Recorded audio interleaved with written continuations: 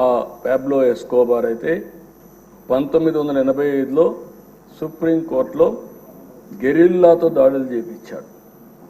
11 మంది న్యాయమూర్తులను చంపేశారు. ఇది ఈ ఎంపీని కూడా అదే విధంగా చంపేవారు.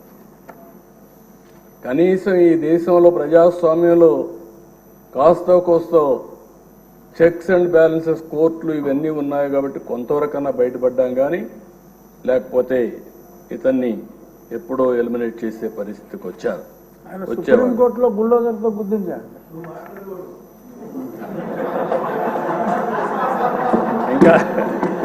ఇంకా అలవాటు కాలేదు.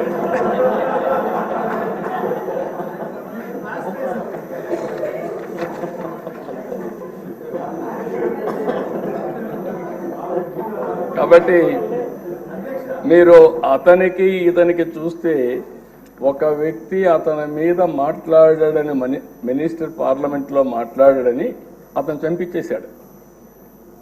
ఇక్కడ అదే సంఘటనలు జరుగుతున్నాయి. ఎవరైనా సరే మాట్లాడితే, ఎదురు తిరిగితే, లేకుంటే ప్రజాస్వామ్యంలో ఇది తప్పు అని చెప్పితే ఇంకా వాళ్ళ మీద పడిపోయే పరిస్థితి. శాసిస్తున్నాడు, ఎవ్వరూ మాట్లాడడానికి వీలు లేదని శాసించే పరిస్థితికి వచ్చారు.